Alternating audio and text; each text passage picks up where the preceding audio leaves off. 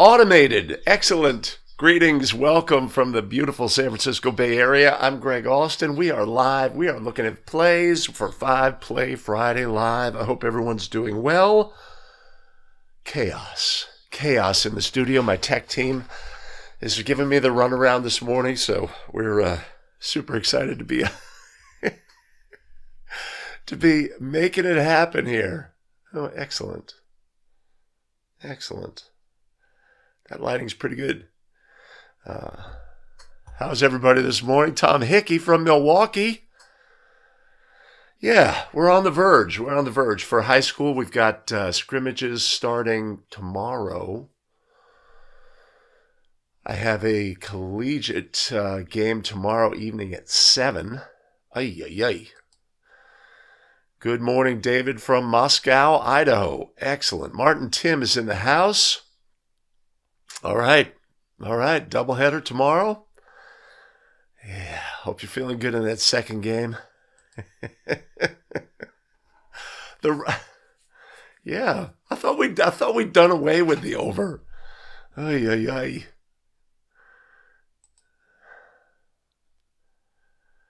Jason Hayes is in the house along with Papa Les. How are you, Papa Les? Good to see you. Hope all is well in Chicagoland.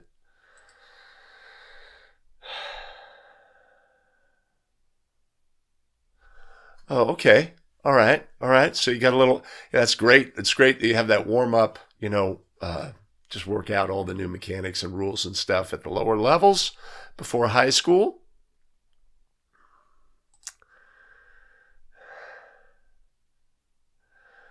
Les, you're not like working the bacon and eggs, Yeah,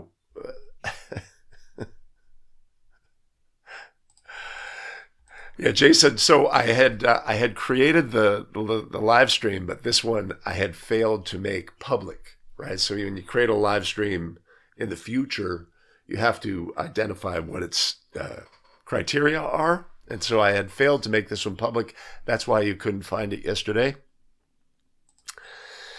Calling all cars. How about car 54? Where are you? Yeah.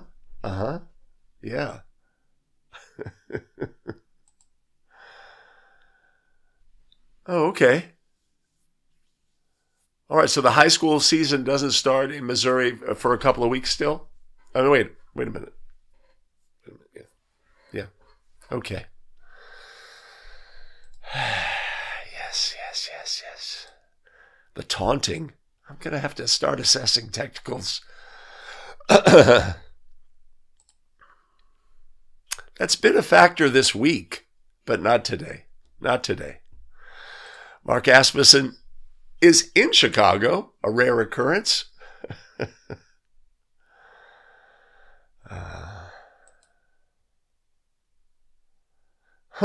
Warm in South Dakota. Okay.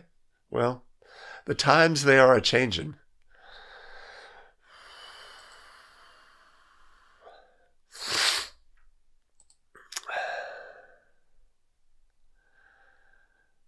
Hey. Another pickleball related injury? How many people play pickleball in the chat? Let me know. I've never played. I've never had the opportunity to play. Nobody's ever said, "Hey, Greg, let's play pickleball. Come on over." I know that there's some courts here in the Bay Area that are, I guess, really excellent and focused on that. But it's yet to happen for me. Kenneth Fort is in the house from York County, Pennsylvania.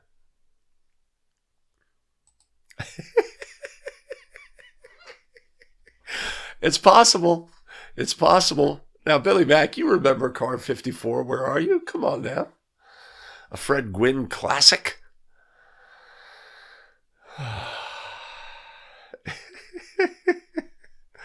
Well, I'm glad to see everybody here in a timely fashion, even when I was not.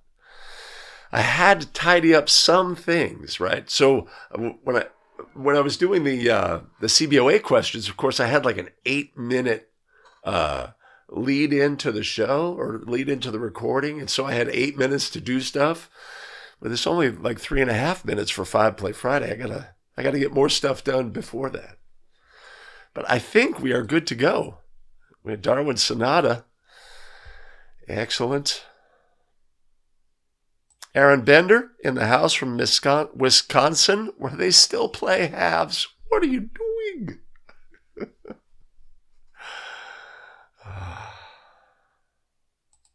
Oh, been there, done that. Or, yeah. Those are tough games to officiate, right? Well, they can be. They can be. In some ways, it's like, so if it's 100-2, New Trail probably doesn't go too far up the court before the other team gets the ball and brings it back. So it could be not put a lot of mileage on. So I was doing some youth games, and one of the officials didn't show up, so I'm doing the game solo. And somebody asks me, like at halftime of the first game, one of the fans, it's like, oh, that must be a lot harder to do it by yourself. And it's actually the mileage you put on, you basically move from center to center, is much lower when you're working a game solo. So that was a discovery. It's like, yeah, actually, when my partner showed up finally, I have to work a lot harder. I'm running more further. Ay. Forgive my voice this morning. It's a little roughed up. Yes, I waited a little extra to start, Isaac, so that you could be on time. Yes. Chris Janish, we got a couple of plays from South Dakota, a couple of good ones. Oh, Chris is reaching across the court. Rona in the house, Chicagoland, well represented.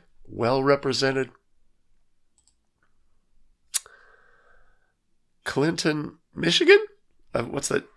I don't know what the TWP means. I don't know if that's a typo.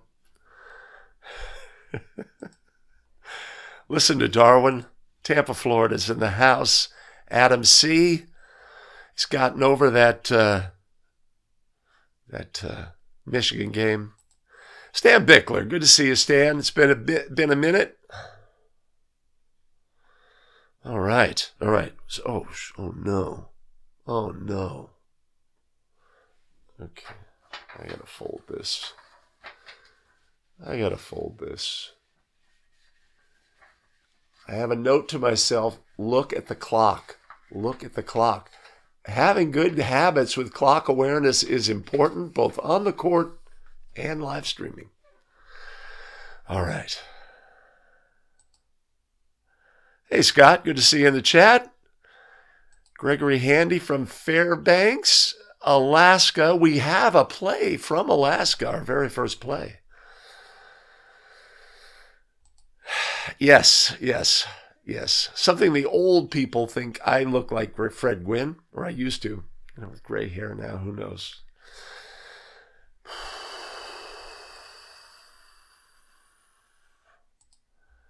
Arkansas, Richard, we are going to have some plays from Arkansas coming up.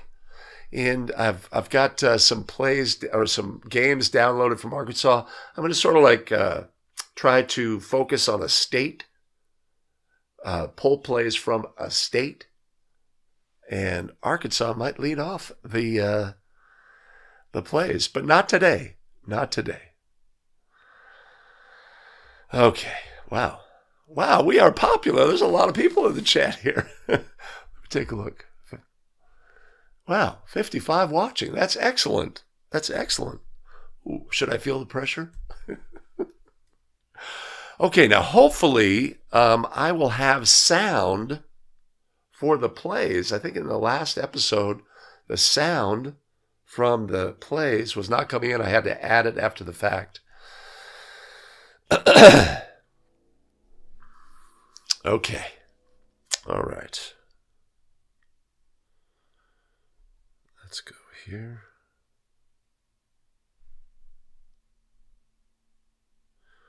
Oh, I see what I'm doing wrong here. Oh, give me just a second.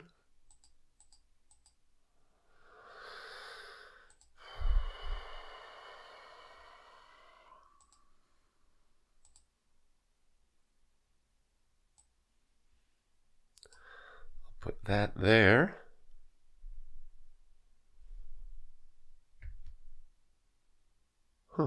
Okay.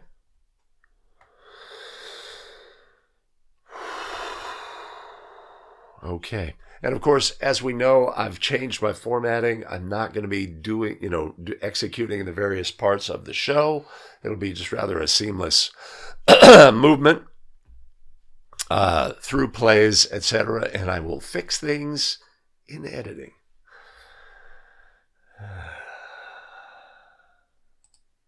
Hey, Rob, good to see you. North Carolina?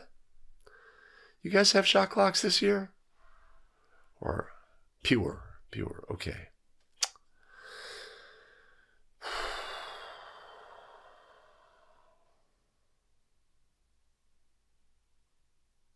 Let me just try one thing before I go.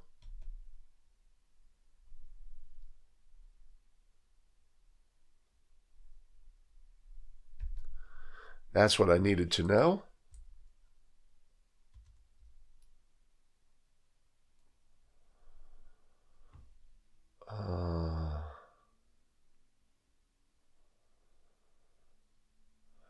One second.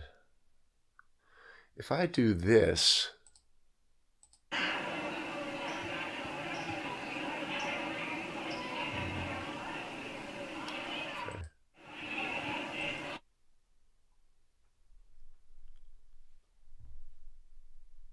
give us 1 second here.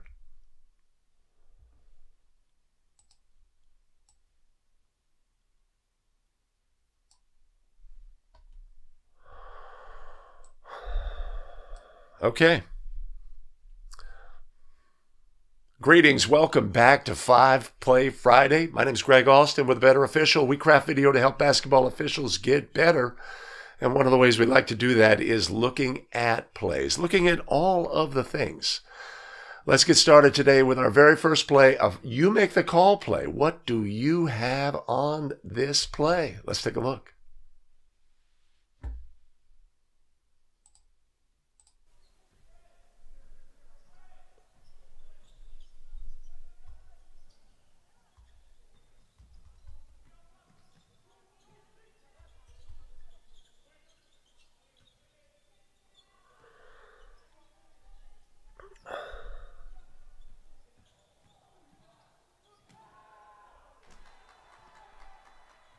Points number 30, Sika Unatoa.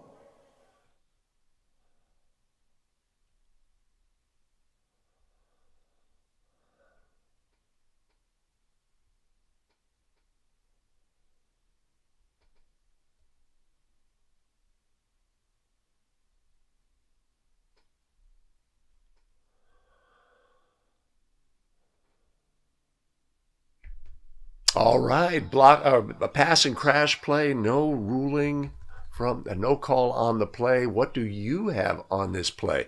Put your ruling in the comments below and stick around to the end of the video, and we'll analyze all of the things on play number 1. All right, with that, let's move on. Next play. Okay, that's for the recording, but for live stream. 2 points number 30, Sika Unatoa. I go here, and I go here. Yeah. And I go here, actually. All right. All right, we got a play from Alaska. All right, we have a no call on this play. Drive to the basket, secondary defender in the Leeds primary. The official rules, no foul on this play. What do you have, or what did you have? Let's take a look at all the things. Do we have a legal defender on this play? And does this play require a whistle? Those are the 2 key factors we have on this play.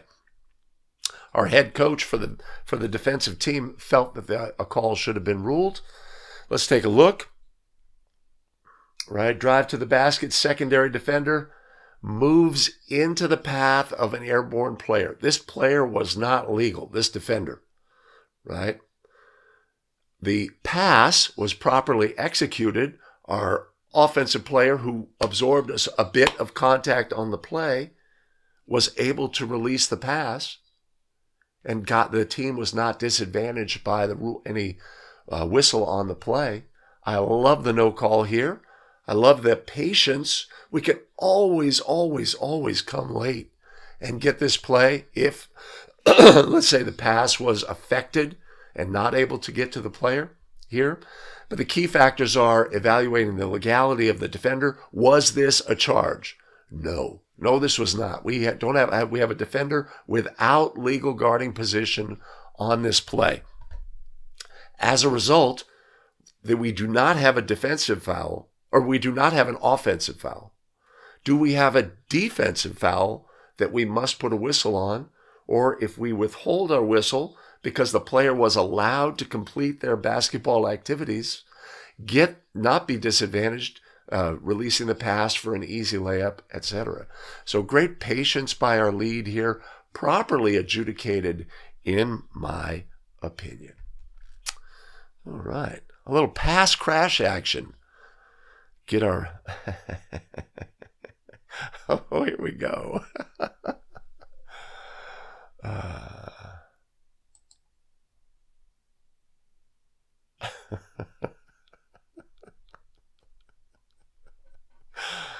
Oh.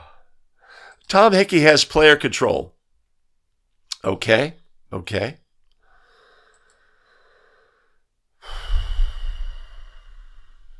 Don't know what that means. All right. Player control, block, charge. Everybody loves player control. Let's take a look at the legality of our defender by going here.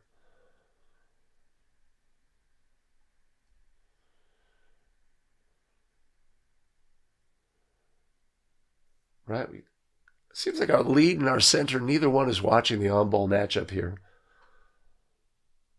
Nifty behind the back move, secondary defender. Right? Everything's great. Right? This player goes airborne before our defender gets their foot down.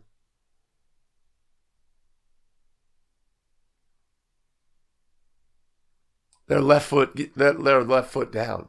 This player does not have legal guarding position. The defender is liable for all contact in this situation. We also note we note the angle that our defender falls versus what our offensive player does. Does our offensive player go to and through?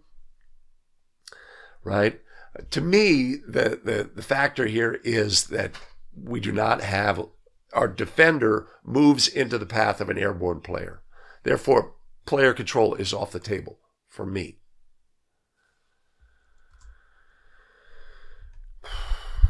Oh, yeah.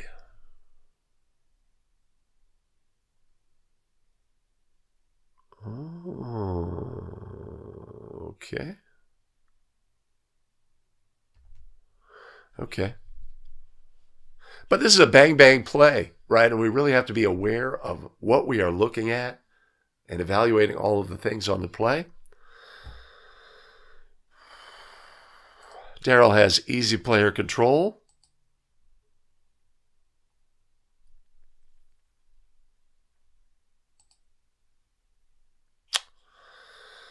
Mike's picking nits on player control, airborne player. On a passing crash, can we have a player control? No, it's team control if they've released the pass. I don't think that's the case. Poppy has no call.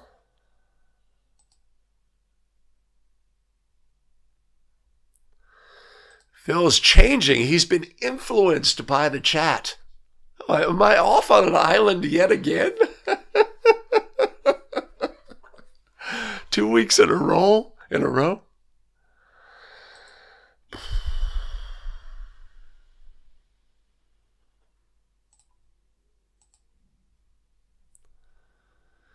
By the new rule, it's a block, was not there before the first foot was lifted.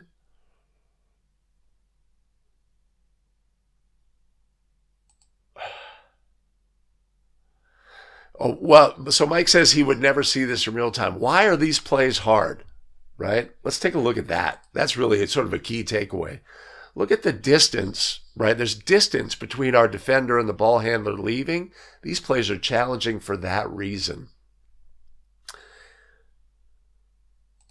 Right? Our player leaves, pardon me, our player leaves the floor from, basically 3 feet inside the free throw lane line. And we're looking at a defender who's, 5-6 feet away at the time. Our brain has to pick up the leaving of the foot and the defender, moving and putting their foot down. These plays are hard for that reason. There's a distance that we're responsible for evaluating the legality, and we have to take in those factors of when the player leaves the floor, etc. The further out, like if this was a fast break situation and the player really has a head of steam, maybe they actually lift their foot at the free throw line, and we have like 7, 8, 9 feet between. Those plays are super hard. They're hard, but on this play, I have this. Yeah. The angle the guy falls as well is a factor as well. Jason Mays in the house. Good to see you, Jason. This is a tough play. And on these tough plays, one of the things we could take from NBA officials and what they'll say is they're going to use clues about the activity of like the defender, the angle they fall, etc., to help them with these rulings. But this is a tough play due to the timing, being aware of the player elevating from the floor, aware of when the defender actually gets a legal guarding position, or whether they do or not. And do they establish that position on the floor prior to the player becoming airborne? Tough.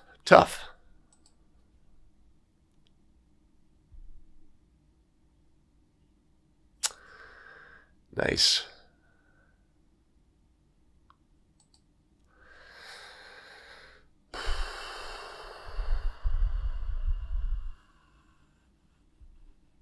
Yeah, so we note the head coach for the defensive team has something to say to our lead official. Let's see here.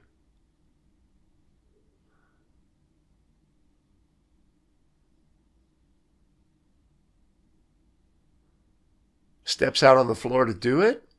Something that could be addressed with either a warning.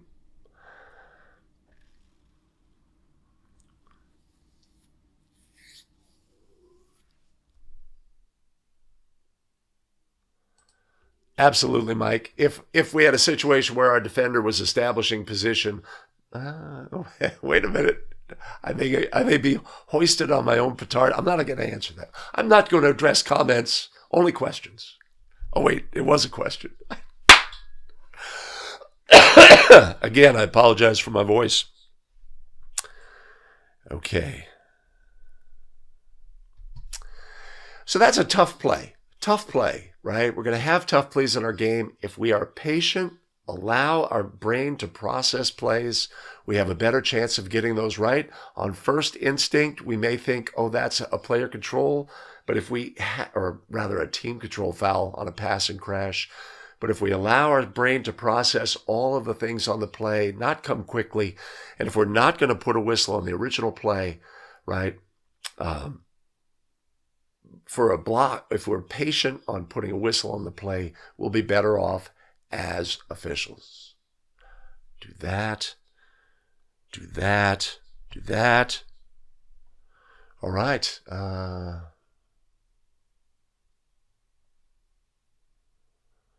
Right here. Start 8 points already for the young man from Hayfield, Minnesota. It's 13-10, Dakota State. High post, Sam S. Leeson trying to drive to the basket. We're going to get a block. Ooh, that was a big collision. Yes, right it was. And it just looked like S. Leeson was just going to go to the...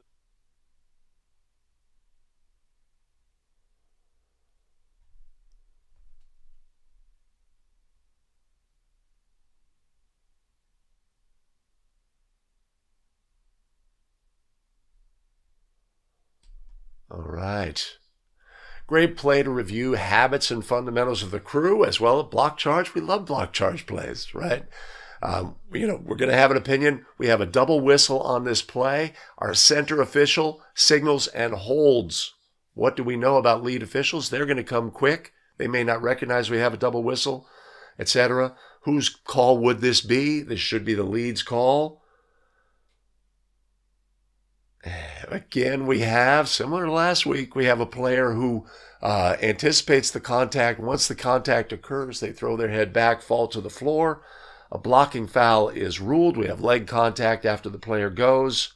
I love this as a block, right? Does this player establish in the path of our ball handler who's going on a diagonal? But great habits and fundamentals. Of course, we have two officials. The center and lead are interacting about who's going to take the play to the table. Our trail official keeps a static view, big picture view of the play. Love it. Love all the things. This is a collegiate game. It must be. Is it? I don't know. We've got an emphatic, strong block signal from our lead on this play. Center official did a great job of holding.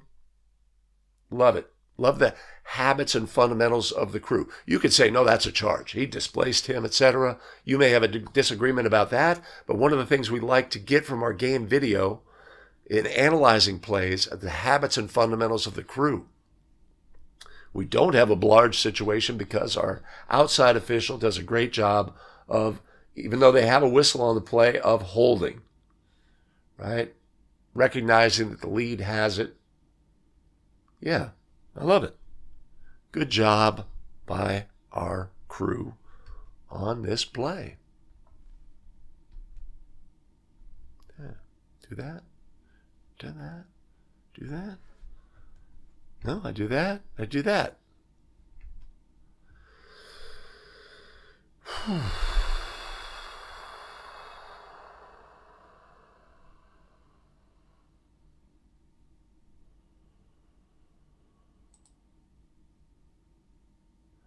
I assume that's previous play. Let me find it.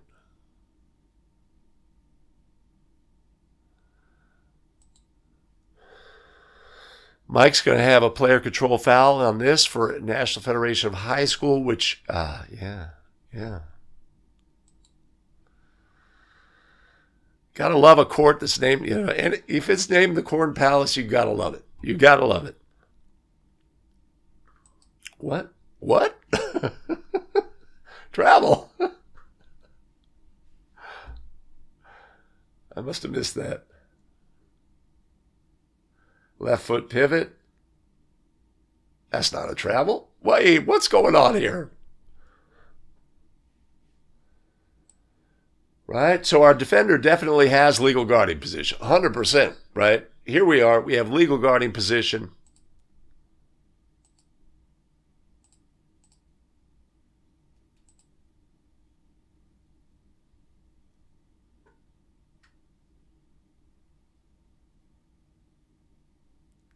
Head coach not happy. He didn't like that call.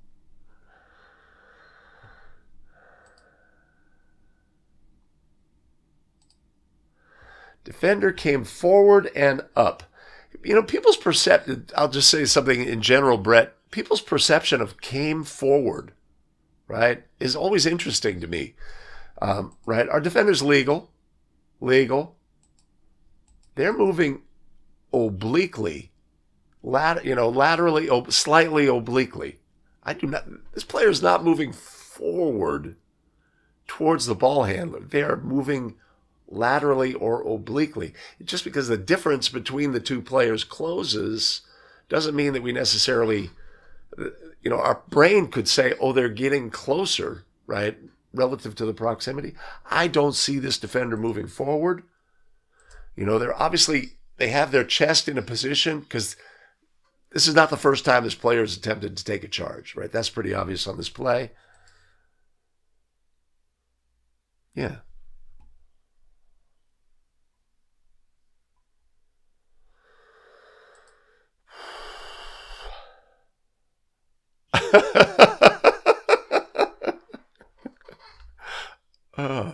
There's a high school in San Francisco that has the facade of the building is moss covered.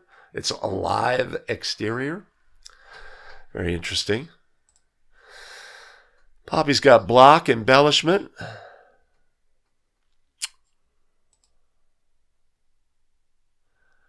Yeah, block charge. It's a block charge.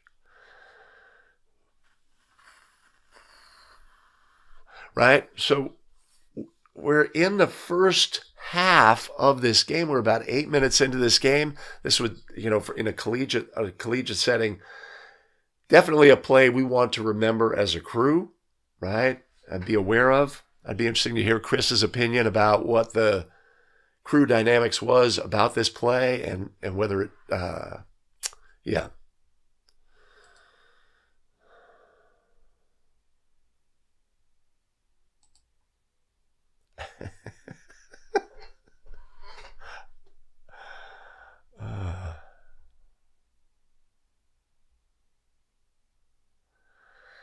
Okay, all right.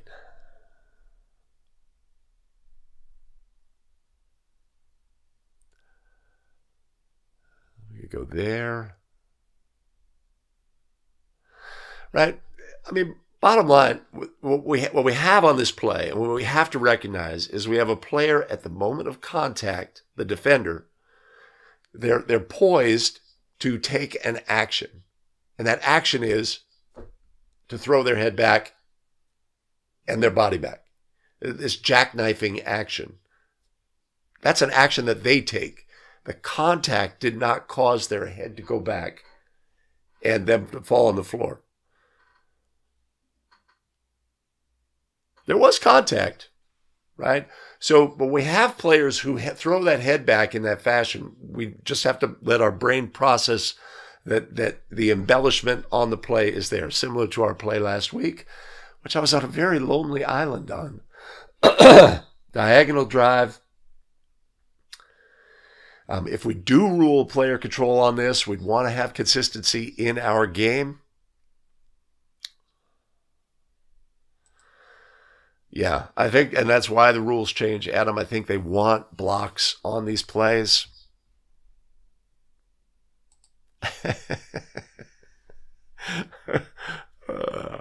Maybe that one. You know that one where the coach said, what can I say? That was so obvious, even I can't. Okay, so I go there. Yeah.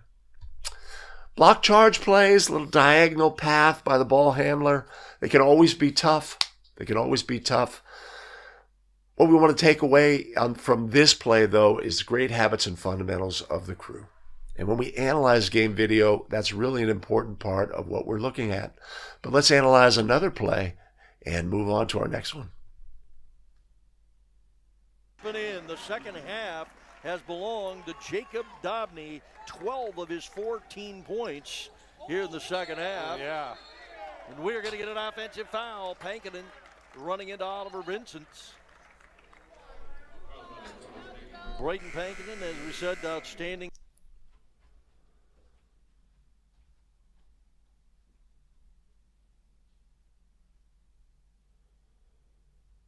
In the second half has belonged to Jacob Dobney, 12 of his 14 points here in the second half. Yeah. And we're going to get an offensive foul. All right, our trail official comes all the way across to rule an illegal screen on this play. Wow, that's a long way, huh? Was this a foul? Yes, this was a foul. Was this an obvious foul? Yes, this was an obvious foul. Our official, whose primary it was in, you can see from their body action, they were like caught off guard by the activity, didn't have a whistle. Trail official says that is a foul. We need to put a whistle on that play.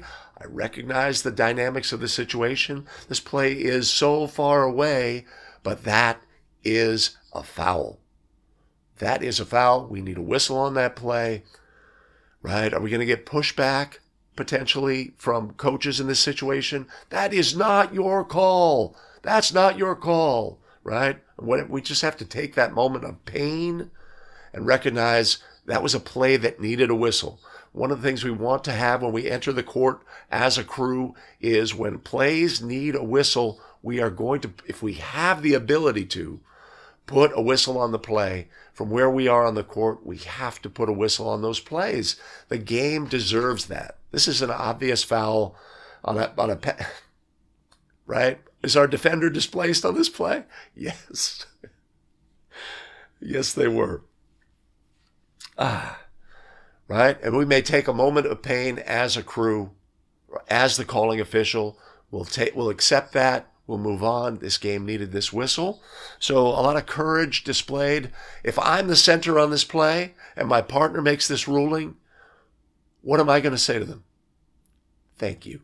Thank you. The play blew up in front of me. I didn't, for my whistle did not go off.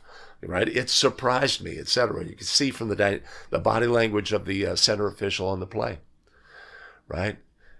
We want to work effectively as a crew. If I fail to put a whistle on an obvious foul in my primary coverage area and you come put a whistle on, I am 100% thankful for that. Excellent. We'll move on. I'll try to be better next time. But for whatever reason on this play, I was surprised. We were surprised. But as a crew, we did the right thing on this play. Let's see here.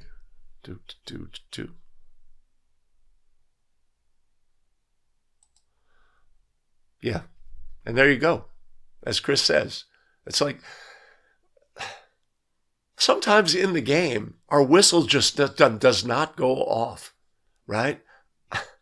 In a moment, our whistle does not go off. That's an obvious foul. It's right in front of me. For whatever reason, my brain said, I can't process it in the moment, right? So I think that's really important, both that Chris says that, because that's an accurate reflection of how it should be, right? But that's how we want to be. That's how we want to be as a crew. Now, if some officials in this situation are saying, what the heck are you doing? And they may use saltier language than that, making that call in front of me. Never call in front of me. Never embarrass me in that fashion, right? If they have that attitude, what are they displaying? Are they displaying a game, crew, you mentality? Or are they displaying a me, crew, game mentality, right? We want to have a game, crew, you mentality. It's not about you, ref. It's not about you. I like that. That was a little segment. All right, what do we think about this play? What do you think? Would you have the courage as Trail to come get this?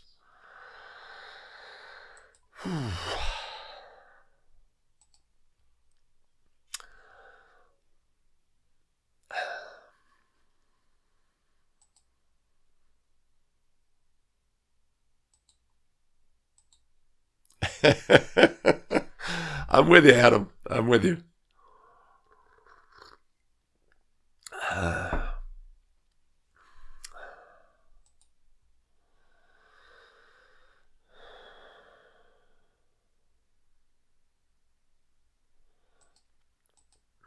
Yeah, I'm with you, Les. Sometimes, when we analyze our game video, we're looking at all the habits and fundamentals. We want to have great habits and fundamentals. But sometimes, especially in a situation like this, where the ball's coming into the center's primary here, right?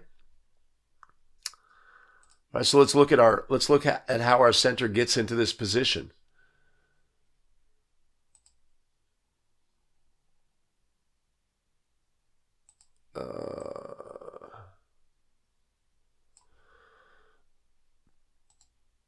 Right, so this ball handler's pushing the ball up quickly. It's coming into the center's primary, so they have to be aware of that. They try to pick up a secondary or pick up the defender, right? So here we are. I'm going to turn on this, right?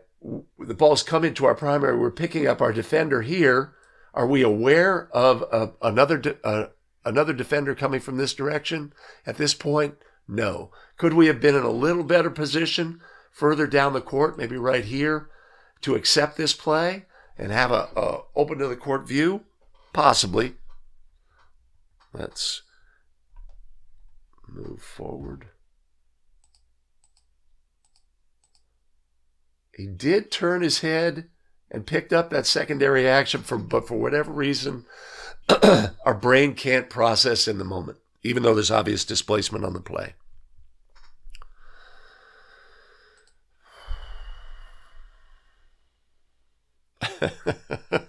That's true. That's true. This is going to be a team control foul. They have given up the ball prior to contact. So we have, I guess, another pass and crash. Ooh, nice. We get surprised. Hey, Jimmy, good to see you. Willpower, I agree.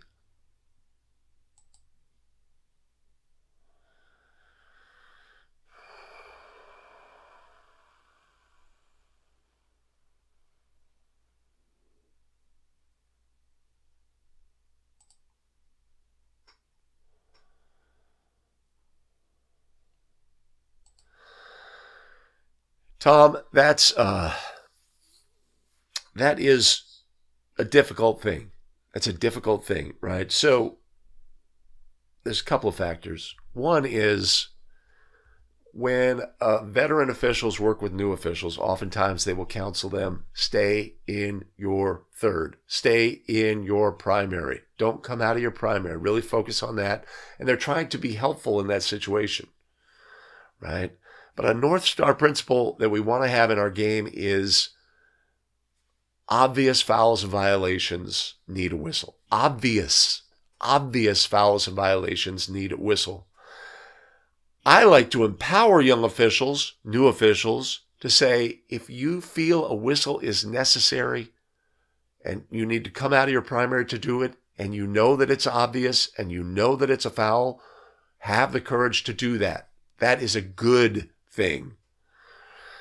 So it's when you deal with a partner who does not share that view and feels that you're stepping on your toes, it's a tough situation. Again, we're going to work with many different partners, especially as a newer, younger official. We're going to learn something from each and every one of them. One of the things we're going to learn is what to do in a situation. One of the things we're going to learn is what not to do in a situation. If you have partners who say, enable you, encourage you to put the game first, have a game crew you mentality, and they will follow suit and have that same mentality. Maybe you make a call that, I wish you hadn't made that call. It wasn't quite as obvious as you think, etc. But how are we going to get better as basketball officials, right? By applying our skills and doing what's best for the game. So it's a challenge. It's a challenge.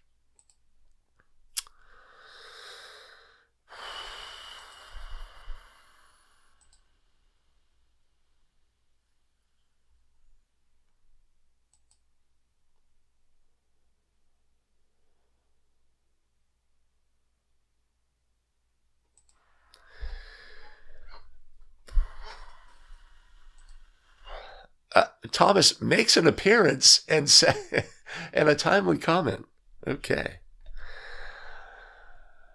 All right, next play.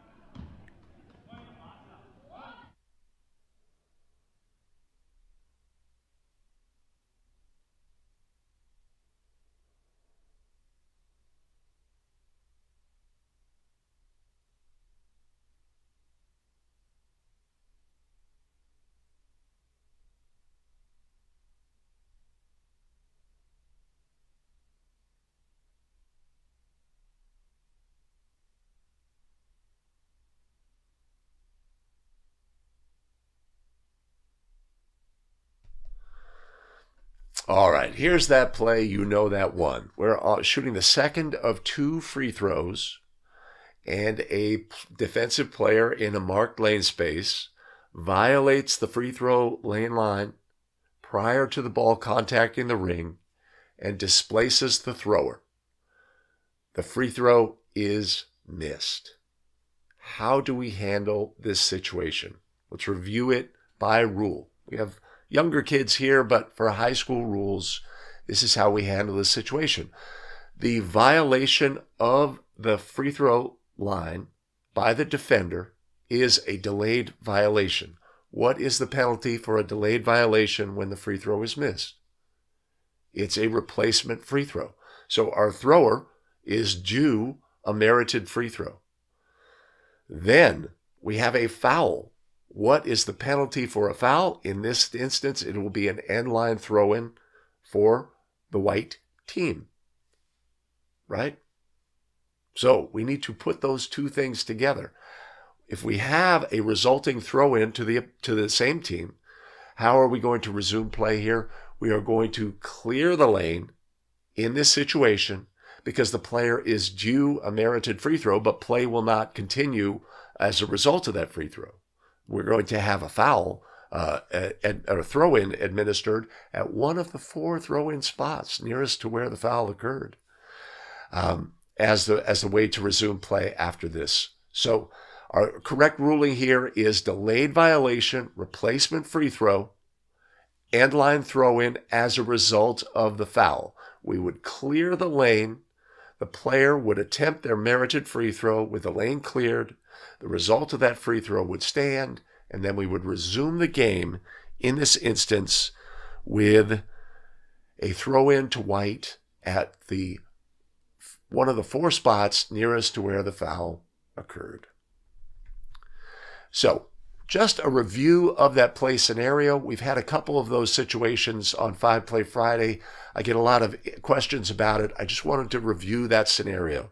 If the ball goes in, we would simply resume the game with an end line throw-in. Again, and if we had bonus free throws as a result, we would have the player clear the lane, have their player attempt their merited free throw, and then the same player would be due their bonus free throws, and we would resume the game with players filling marked lane spaces, and that's how the game would resume. All right. All right. All right. Yeah. Yeah. Ooh.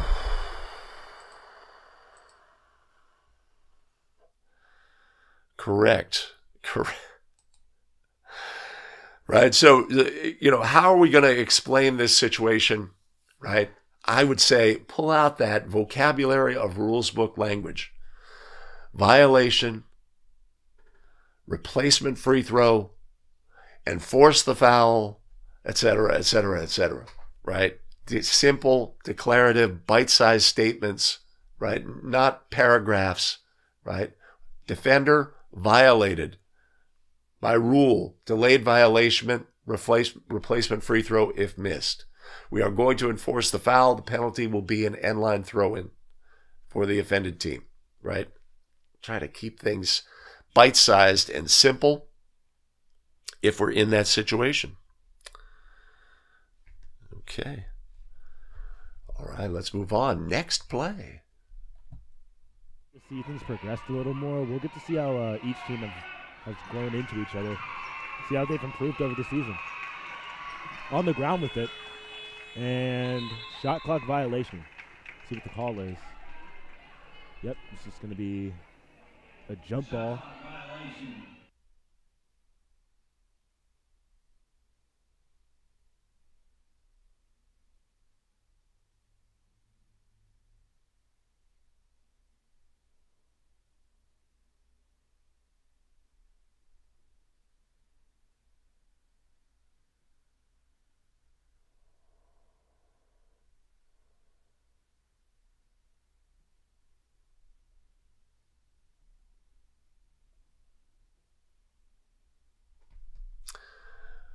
All right. With so many states adopting shot clocks, we want to be aware of situations that occur relative to shot clock situations, and this is one of those situations.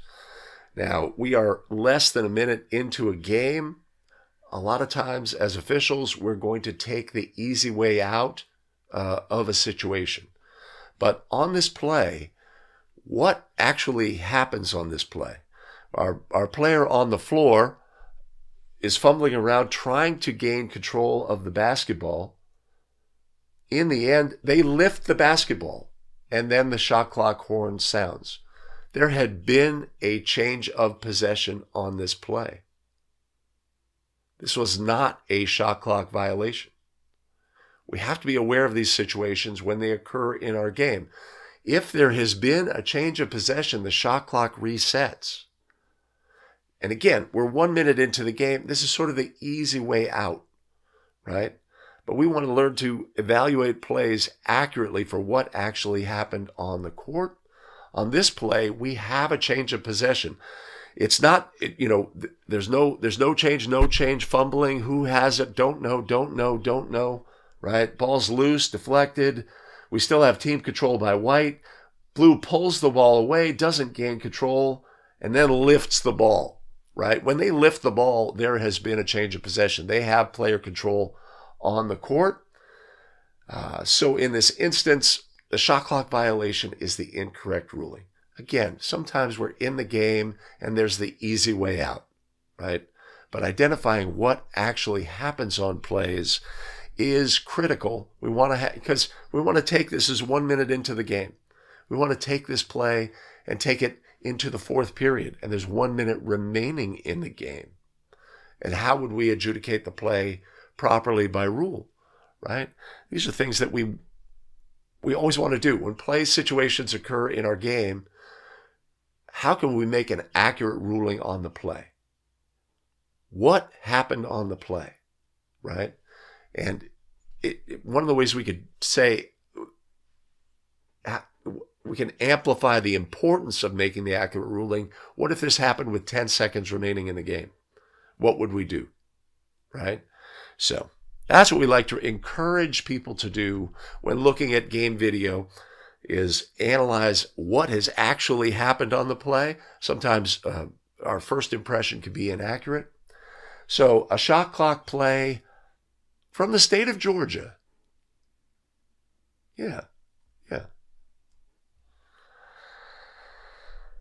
Oh, go there.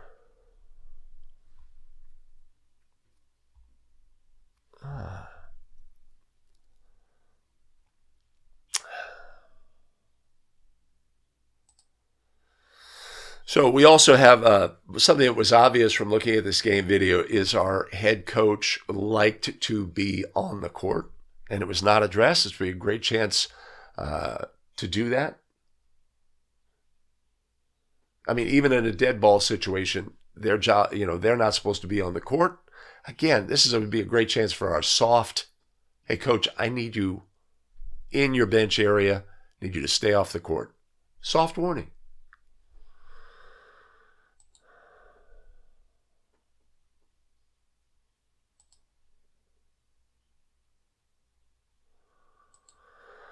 Yeah, that's going to be challenging.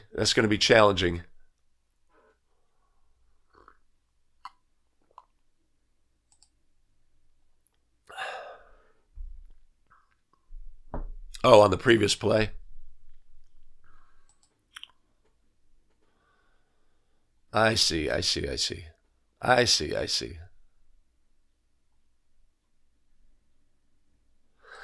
Yeah, Adam, on the previous play, it was tough. It was tough to see that foot. I think we can imply that it actually crossed.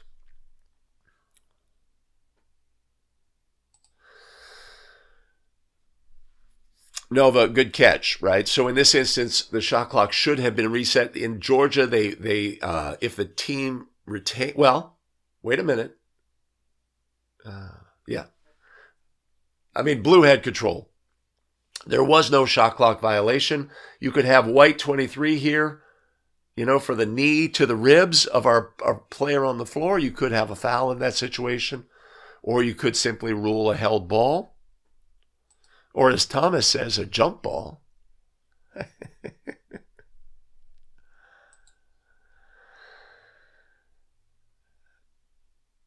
Yes, Mike. So the clock would reset when blue lifts the ball. There had been a change of possession. If white knocked the ball from their hands and white regained team control, it should be a full reset in this situation.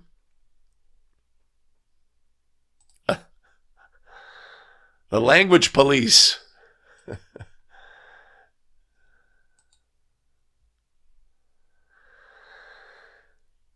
So in Georgia, Brett, they go to 25 if a team retains possession, right?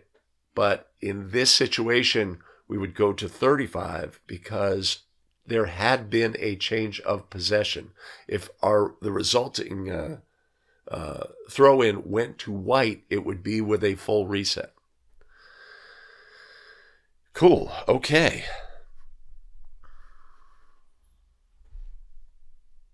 Let me just verify one thing here real quick. It's 8:05. I'm doing good for time.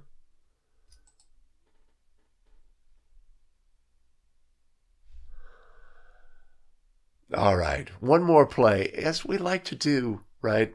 A little palate cleanser, a little fun thing that occurs on the court. Let's look at our next play. Controls the ball, sneaks under the defense, and does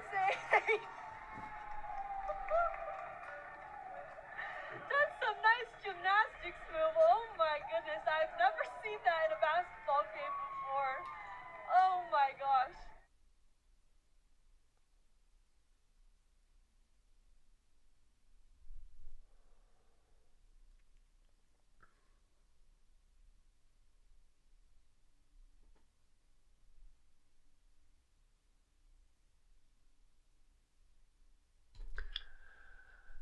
We love it. We love it. A joyous moment on the court. Everybody in the gymnasium is having fun in this instant. And it's just a reflection of sometimes in our game, things happen that are just fun for everybody and makes everybody feel good, right? Even if White was trailing by 45 points in the final minutes of the game and a player did this, everybody ends the game feeling good. We love it. We love it. We love fun plays that occur on the court. We love moments that occur in our game. If you officiate high school basketball, you will have moments in your game where it's just a celebration, a joy of the game and celebrating an act, a fun thing that happens. And they're excellent moments, and it's great to be a part of those. If you're considering being a high school basketball official, I encourage you. It's a lot of fun. And great things happen on the court. All right. With that, yes. Okay. And then I'm going to do this editing thing. But I'm going to do this here. Absolutely. Absolutely.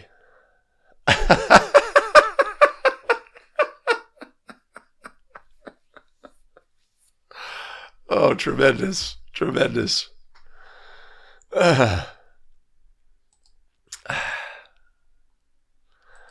Greetings, Tony.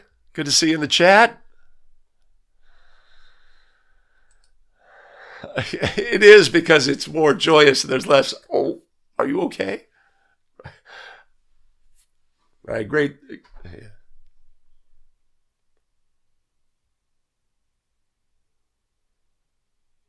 Yeah, it's the second half action.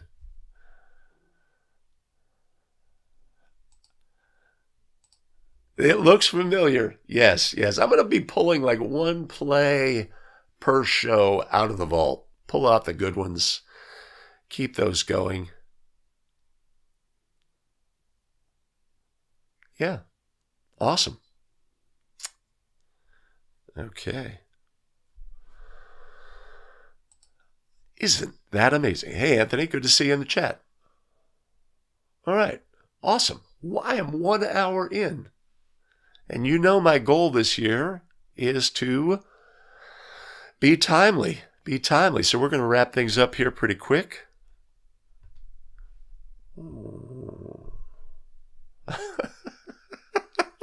Oh, Jacob Krause is in the house.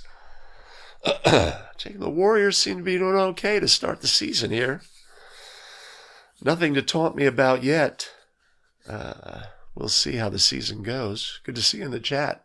It's been a while. Wouldn't you? If I see a player in that position, oh my gosh.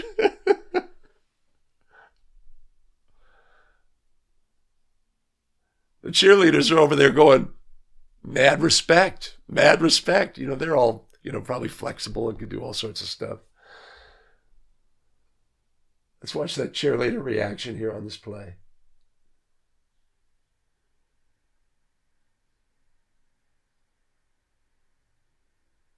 I think she's looking at her coach, like the cheerleading coach sitting there at the bench. Awesome. Okay.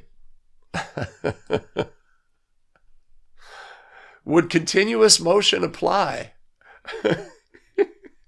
if she had completed the flip with the basketball and tossed it, or mid flip, tossed the ball? All right, I'm going to wrap it up. I am working on a schedule here. We're going to film some stuff after the fact here that'll go into the final product. I appreciate everybody joining today. We're going to really try to keep things shorter this season. No 90-minute, recordings, much shorter. It does two things. It allows me to edit sooner. There's less to edit. I can get it out quicker, etc. So that's my motivation. So upcoming next week, I think I'm going to be doing the NFHS rules test, similar to the CBOA test that we just did. Obviously, fewer questions, and maybe able to do it all in one episode. I'll be recording those. Upcoming, I may be doing some masterclass Mondays and recording some video content using that format. Bottom line is, it's easier for me to record things live because it forces me to like have it together and do it, as opposed to,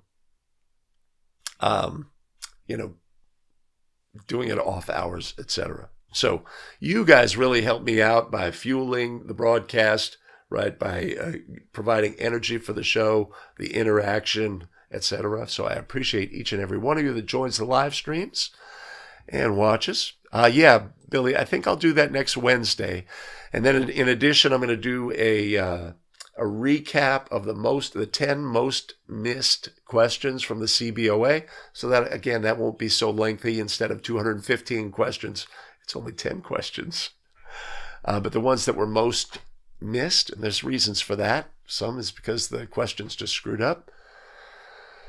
Yeah. So that's what's on the agenda. We will see everybody next week for a 5-play Friday at minimum. I should be able to get that rules expert going as well. Great to see you, Thomas, in the chat. I appreciate you, Tony. I appreciate the FIBA perspective. I really am not aware myself. Oh my, the early start. All right, Jacob. Well, when you can make it, we'll discuss how the Warriors are doing. I'm really excited about this team. Of course, I'm excited about the team every year. Oh, wait a minute.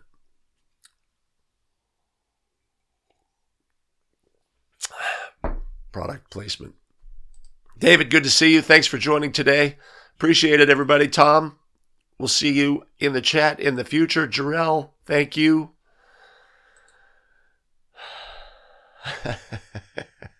What? Indeed. Great job in the chat today. Appreciate everybody joining. But with that, what are we going to do? We're out. See you next time.